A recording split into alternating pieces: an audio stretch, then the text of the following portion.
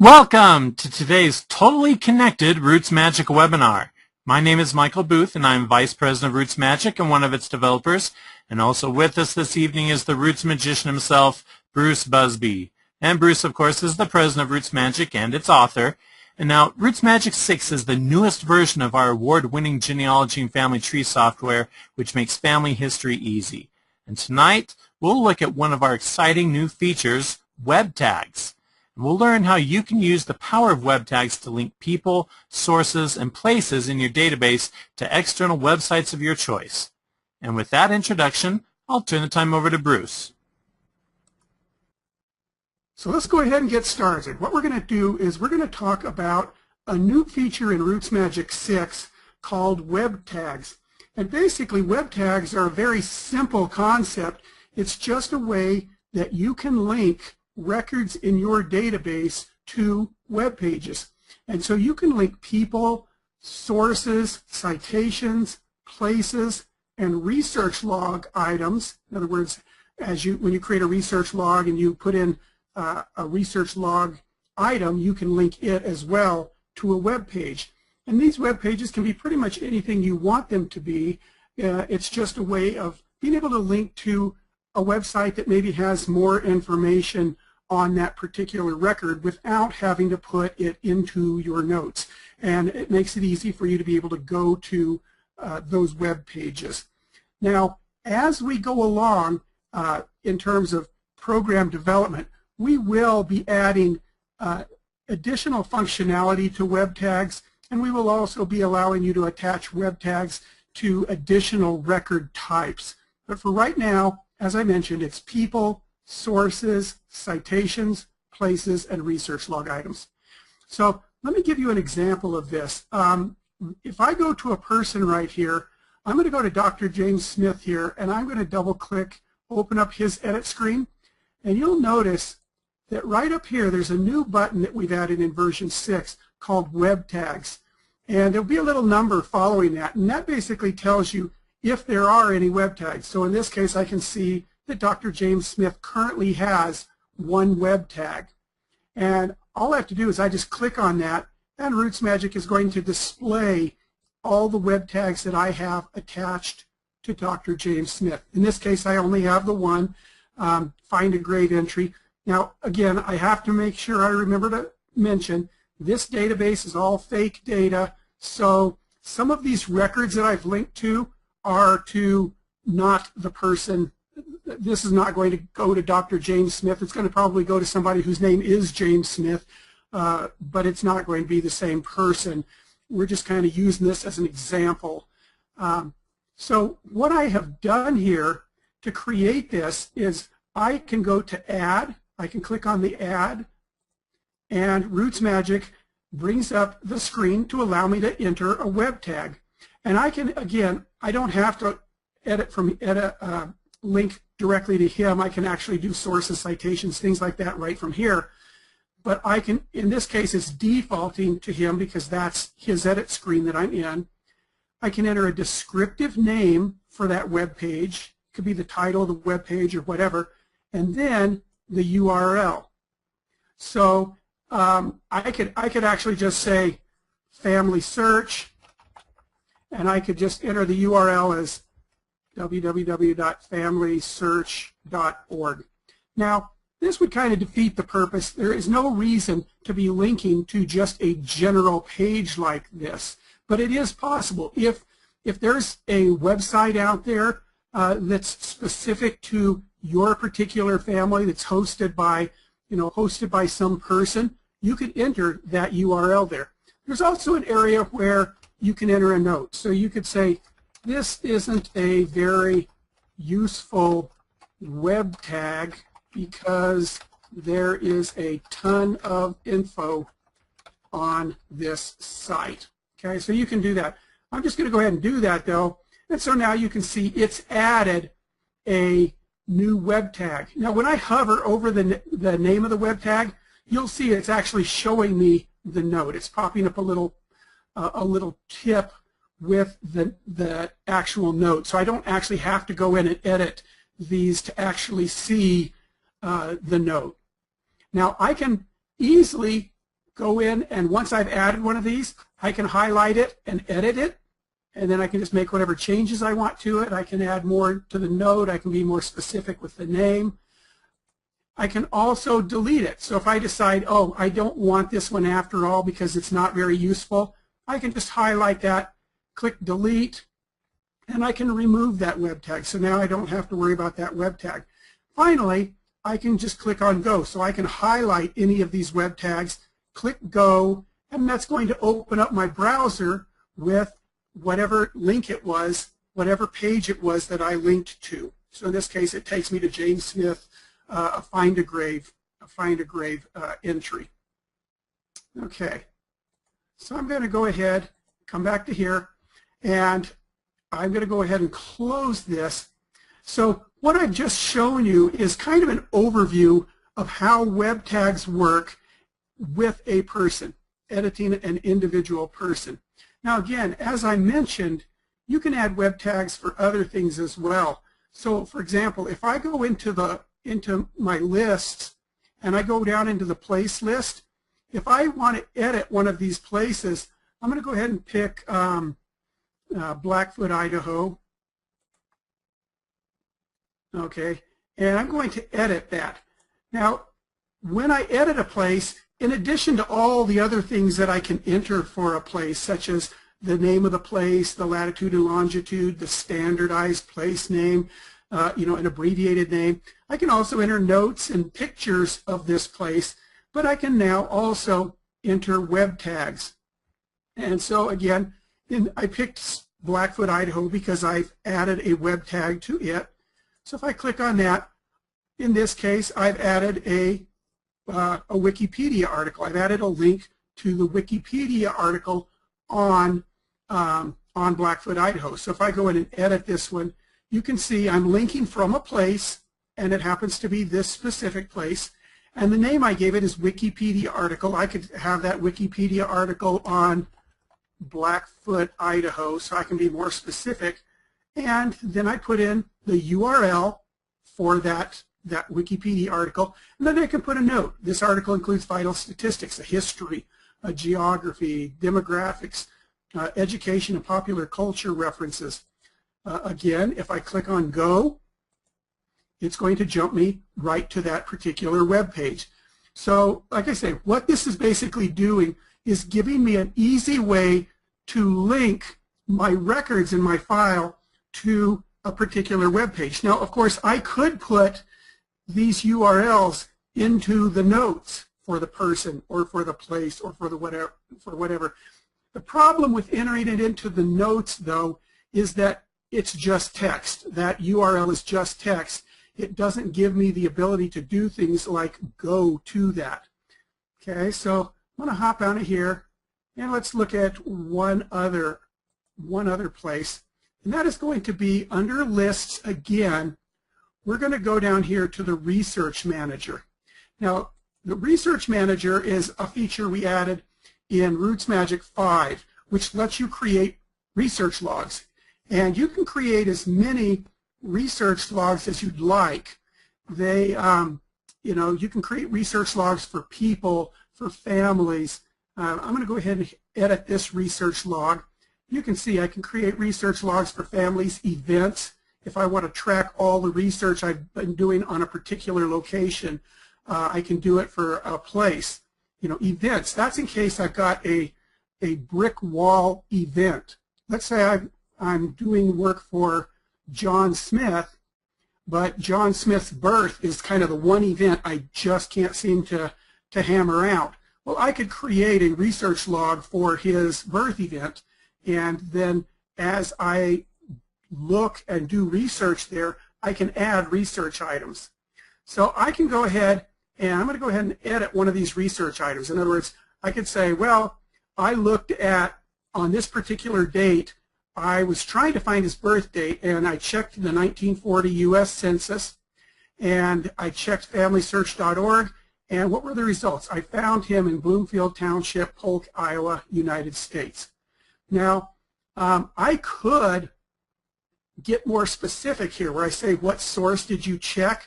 I could get more specific and put that URL right here. But instead, what I'm doing is I'm putting that URL, that link to that page, in the web tags. So when I go into the web tags, I can say, okay, here's the family search census entry for for him. So I can edit that, and I can kind of look and see what I've got. A research log item for Howard Smith Jr. This is the research item. This is the name of this web tag, and there's my URL. And again, I can click go, and again, it opens up whatever page I was linking to. So in this case, it might take me to the entry for Howard Smith in the 1940 census, which shows, his estimated birth year to be what I was trying to prove with that particular research log item. Okay, that research log, I was trying to find his birth date, so I can put in a web tag to the actual page. And again, you can link to any type of web page you want. It can be to census records. It can be to images online. It can be to histories. It can be, again, like I showed, it can be to a Wikipedia page. So, it's kind of up to you. Use your imagination. But what it's giving you the ability to do is to link these records, linking a person to all the web pages that have anything to do with him, linking places to maps or place histories or whatever, linking research log items to a page that may have the source that you actually checked for this research log entry. Okay, again, the last two items that you can link with using web tags are sources and citations. Okay, and again, I'll just going to quickly show you. If I go to to the master source list, if I look at any one of these sources, funeral card, I can go in and edit that. And when I look in, it's under the master text. It's a little bit hidden, unfortunately. If I go to the master text, that's where the web tags are. And that's where the web tags are going to be for this source generally. Okay, as I mentioned, I can have web tags for a source generally, or I can have web tags for a citation at the citation level. So for example, if I were to go into let's go into Howard Smith Jr., I could come here and let's say I go into his birth sources. Here's the citations for his birth certificate, Washington County Census, or a U.S. Census. Let's say I go edit that U.S. Census citation. When I'm here, I could, as I showed you before, go into master text and enter web tags for this source as a whole, which is the basically federal census, kind of a big general source. Or I could enter it at the detail level, which basically means it only applies to this particular citation. In other words, this township, this enumeration district, this person in this household. Now, if I wanted to, let's say that source that I had been looking at earlier, okay, that census record, let's say that I actually wanted to add that as a web tag for this source. Well, what I would have to do is I would have to click on web tags and then click on add, and then it's saying it's going to attach it to this citation. I would then have to go back to that, back to my browser and open up my browser and go to this particular record and get this URL and copy it, go back to the program, come back here and paste it. Okay, that's a little bit of work to do that, but it is possible. So if I have a browser open, a separate browser open, that's how I would do it. I would go to the person or the source or the whatever and copy and paste that URL from the browser into the web tag. What I'm going to do is I'm going to show you another way, which is a little bit easier and a little bit more straightforward, hopefully. Okay, one of the features in RootsMagic is what's called a web search. And what web search does is if I select a person on any screen, I go and I click on Howard Smith Jr., and let's say that I'm wanting to cite that particular census record for him. I want to actually find the image for that and add a web tag to that.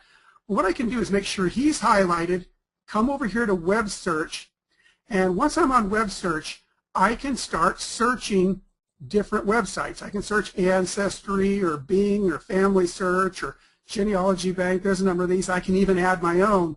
Now, if I check this auto search checkbox, as soon as I come into this web search, it's immediately going to start looking for whoever was highlighted, in this case, Howard Smith. Okay, but since that's not checked, I have to actually physically click this. So I'm going to click Search Family Search. So when I click on that, RootsMagic is going to do a search on Family Search, or it would have done on Ancestry or whatever site, Find a Grave, whatever site I had actually entered there, I would do this web search there. Okay, and so now it's finding all kinds of things. Okay, it's finding Social Security death indexes, entries, things like that. But I want to get a little bit more specific on this particular thing. So I'm going to come down here, and I know that he lived in Iowa. So I'm going to type in Iowa here, and then I'm going to come down here, and I'm going to filter it. So I want to filter it by collections. So I'm going to click on collections, and I'm going to pick census. I only want it to look in census records. Okay, so I've done that. I told it to look in census records, and apparently Iowa, it didn't pay attention to that. So now I'm going to click on search again, so it pays attention to that this time. And what I have is it found Howard Smith, who was born in 1896. Okay, and I'm going to go ahead and I'm going to go ahead and use this. Okay, now I could also do some other things, but let's say that this census is the one that I want.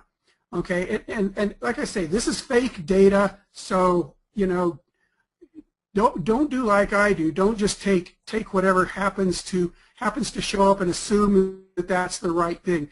But if you do your searches here on Family Search and you find him and you decide that this really is your person, okay, instead of having to go up in here to copy the URL and then go back over into Howard Smith's edit screen and then click on his birth source and then go pick that particular citation you wanted and then go into web tags for it and then go into add and then type this in. Instead of going through all that, we have an add web tag button right here on web search. So when you find a page that you want, just click add web tag, and RootsMagic's going to come up, and by default it's going to try to get you to go ahead and enter this. And I'm going to put 1940 U.S. Census.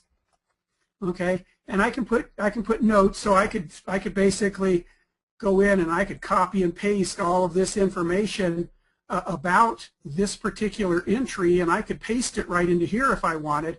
But I don't want to just attach it to Howard Smith Jr. Like I say, I could if I wanted, but I want to actually attach it to his birth event, because what I'm trying to do is use this census record to justify or to help me prove what his birth date was. So instead of just selecting person, I can say I want to select citation. And once I've selected the citation, I'm going to choose which source, and the source I'm going to pick is going to be that 1940 U.S. Iowa Polk. I'm going to select that source, and then I'm going to choose which citation I want. And the citation I want is right there, Howard Smith's birth. I've already used this source for Howard, and so that's the one I'm going to pick. Click OK, and I'm going to choose OK, and I have now added a web tag for this particular page to Howard Smith. Okay, so if I go back here, there's Howard Smith Jr. If I go look at his edit screen, I'm going to double click on his edit screen, and there's his birth, and I'm going to go into his sources, and so there's the sources, and this is the one that I actually wanted to have the web tag for. If I click on edit, okay, I've got all my citation details that I'd entered previously. Go into detail text, and there it is, web tag. when we went in there before, that was a 0 because I had come into this and basically shown you here's the long way to do it. But I can go into WebTags now, and I can see there it is, 1940 U.S. Census. This, when I edit that, this is that web tag that I created from the WebSearch screen. In other words, I went through and I used that browser to find whatever it was I actually wanted, and then once I did that, I clicked Add a Web Tag. RootsMagic defaulted to saying, well, we could just add the web tag to this person generally, and I could do that, but I can also, again, like I say, I can go in and change what type of record and which specific record I want that already exists and tag that web page to that record. Okay, and it could be not just a citation, it could have been a place, or it could have been a research log item that I've already created.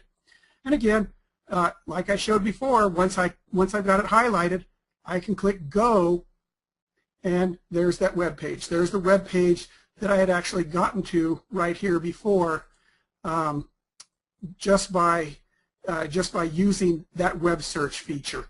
So that web search feature is a great way to go in and not only find records that you're looking for, but also to then add those as web tags to the particular records in RootsMagic that you're interested in.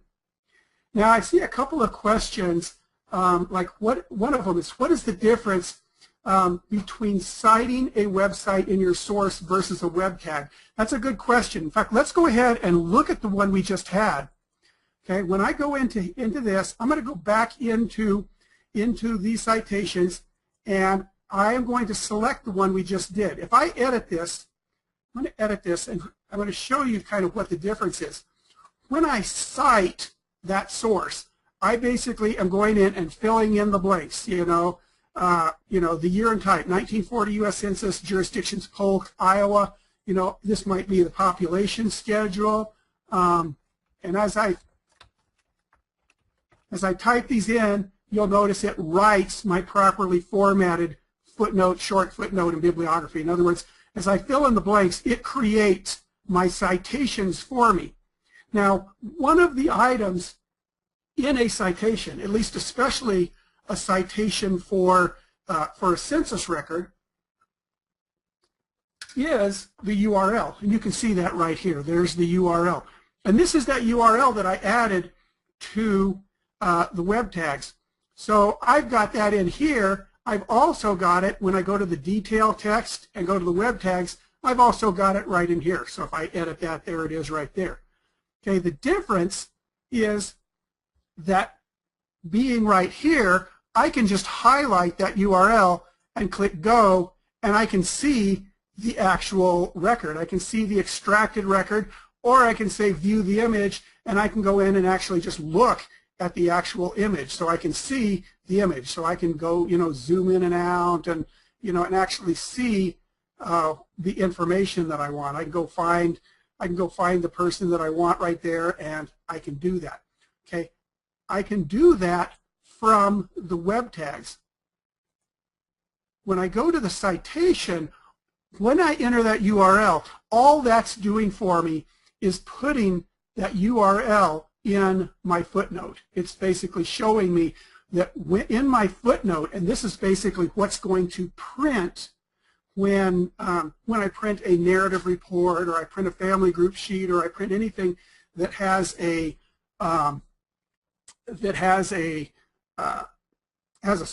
this source. It's going to actually print that URL in the footnote.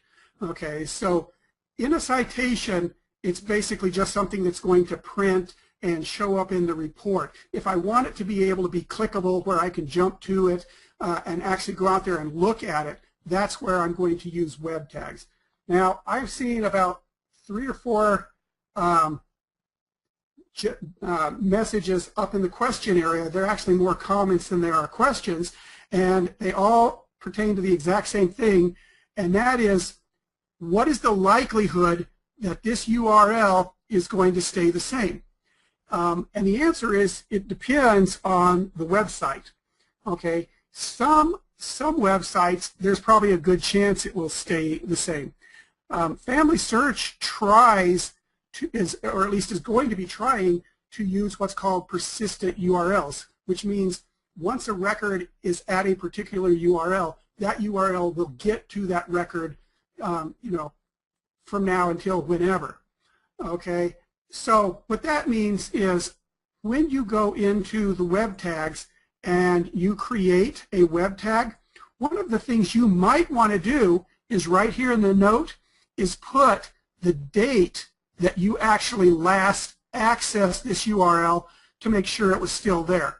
So if you go in and look at it and you click that web tag to jump to it, you click go and it doesn't go there anymore, you can then look and say, okay, the last time I looked at this was on this particular date. Okay, now there's other sites that like a family puts up or a family association, that may be much less likely for that URL to be there in the same place, a year, 2 years, 5 years from now. Okay, so like I said, a lot of that depends on what website, how stable that particular website is, and whether the company or the organization that put that website up is committed to what's called persistent URLs. In other words, URLs that are not going to be changing, every 6 months. Okay, so that's one of the reasons why in the citation, when you do the citation, you have a URL, but one of the things you have also, another field you have right there is the access date. And that's actually the main reason you have that access date is for this exact reason. If that URL disappears, you can look and say, oh, well, they haven't looked at that site, they didn't look at that site in 5 years. So yeah, that's why that particular URL does not exist anymore. Okay, there's a question, is the URL in the citation entered manually or by the web tag creation? And it is manual. When you enter this URL, that is manual. So you would, when you're doing the citation, you would be copy and pasting that URL into this. Okay, so the actual citation doesn't really know about those web tags. So it doesn't necessarily know that it could go into these web tags and pull that out. Part of the reason for that is you can have multiple web tags. So that's one thing that's nice about that is this citation. I could enter this citation and base it up, say, okay, I looked it up in FamilySearch.org. But when I go and do the web tags, I could actually link to the Family Search version of this census record. I could link to the Ancestry version of this census record. I could link to the, the MyHeritage, to the, to the archives.com. I could link to all those different versions so that if one of them does happen to disappear or the URL changes, I've got links to multiple. So if the same record is up in multiple places, it doesn't hurt to go ahead and add multiple web tags to a single piece of information so that you got links to all the different versions of that record up there. You may find that some of those records are easier to see. They're easier to look at. They're clearer or whatever. So it doesn't hurt to have that. Another question is it possible to have an icon show on the main screen when a person has a web tag? And the answer to that is yes, and that's something we are looking into doing, and that is right up here. When a person's highlighted, if a person has a node or sources or media or an address or a to-do item or a research log, right now it puts the little icon up there. We are looking at the ability that if the person has a web tag, to putting that up there as well. And so it would work similar to these in that when you click on it, it would open up that web tag screen. So that's not in there right now, but that is something we're looking at. And here's another good question. Does the URL become unlinked if you stop your subscription to a particular source? So in other words, if I create a web tag to an Ancestry image, if I stop my subscription to Ancestry, is that URL going to going to basically stop working? And the answer is probably. I haven't tried it, but I'm guessing it is. Those images are usually behind their, their login screen. So my guess is that if you do not have that subscription anymore, then it probably would require you to log in and to be able to see that image. Now, one thing I should point out, web tags are not designed to be a replacement for getting a copy of that image yourself. So if you do have an image up online and you legally have rights to go ahead and download it onto your computer, I would advise you to do that because as several people have mentioned, those pages, the URLs can move, or websites can be taken down, or images may become inaccessible because you no longer have a subscription. So if you do have a legal right to go ahead and download those images, then yes, I do recommend you go ahead and download those, and then you can use RootsMagic's media handling to go ahead and link those images to the source. The web tags are just another tool that we want to provide you with. In other words, it's not designed to replace having your own copy of the images. It's designed to give you a way to go ahead and link to pages that maybe you don't have the rights to download those images or don't have a way to download them. It's a way to give you the ability to do that. Another question, kind of a follow-up on the last one, is if you created a web tag and then turned off and ended your subscription and then restarted your subscription, in other words, resubscribed to one of these websites, would the web tag be valid again? And the answer is probably in most cases yes. In most cases, the URL where an image is stored is not tied specifically to your username or your user account. So that URL should hold the same image regardless of whether your subscription lapsed in between. Okay, let's see if there's any, let's look at some of these other questions. Let's see, it looks like actually we've seemed to have answered most of these. What happens if the image is removed? Again, that's one we talked about. That. Well, here's one. Can you link the same web link to multiple records? And currently you can't. That's something we're trying to see whether or not it will work within the data model that we have. And what that question means is if I have a web tag that basically links to a census record, can I just reuse that same web tag for all the different people that are in it, kind of like the multimedia does in RootsMagic?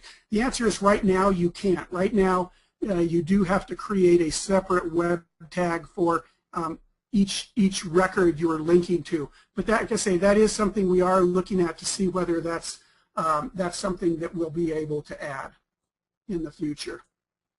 Okay. The last thing I want to show you having to do with web tags is, as I mentioned, you can have web tags for a bunch of things. Well, we do have a report, kind of a simple little report. We'll be prettying it up as we go along. But under the lists category of reports, we have a feature called the web tags list. And what that's going to do is just give me a list of the web tags that I've got. So if I don't remember which people, which sources, which whatever, I can go in and say I want to create a report, and I can choose which types of web tags. So if I want all of the web tags and all of the data, I just leave them all checked. The people, sources, citations, places, research log items. I can choose whether I want the notes for the web tags to appear, and I can select, if I did the individual web tags, which people I want to include. So I'm just going to include everything.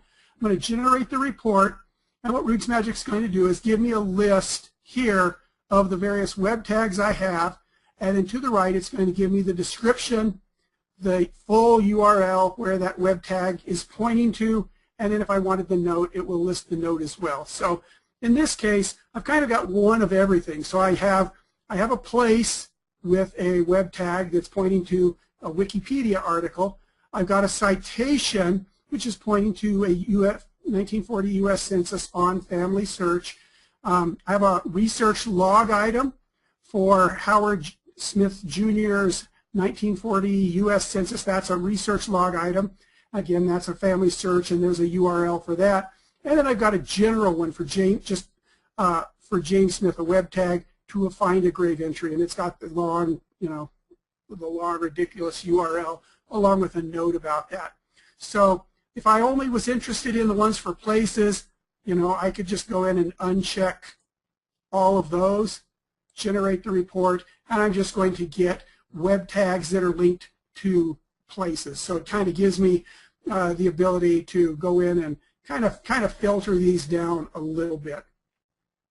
So can other people see that web tag list when they're looking at your tree? They're not going to be seeing that if what you're referring to is like when you create one of the websites, when you do the online publishing. Right now, including your web tags is not one of the options, but that again is an option we are working on.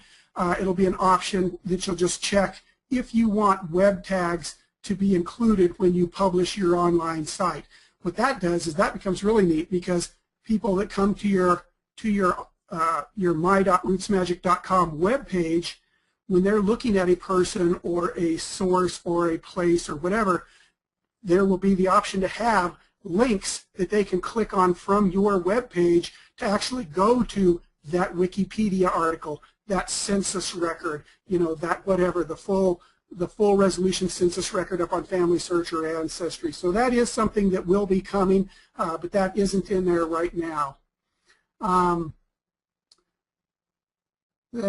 It looks like we pretty much covered all the features, and I'm not seeing any other really different questions that aren't just variations on what we've talked about. But hopefully this gives you a good idea of what web tags are and what web tags can do for you. Like I said, they're not replacements for any other feature that's already in there. Don't use them to replace citing your source. Don't use them to replace adding media that's on your hard drive to the records in RootsMagic. Don't use them as replacements for something in your notes. Do use them as an additional tool to be able to include those web tags as a resource, so that when you are looking at your records in your file, you will be able to say, oh, look, here's where I can get more information about this person, this source, this place, this research item. I can click a link and I can just go right there. Like I say, the web search or the web tags feature, it is a new feature. It's a brand new feature in RootsMagic 6, so there's a lot of areas that we are going to be working on to expand them, to make them more powerful, to make them easier to enter and to access, and to make them more visible as you do enter them. And of course, those will be in updates as we release future updates. So again, thanks for joining us, and work hard to use those web tags to make your data even more complete. Thanks.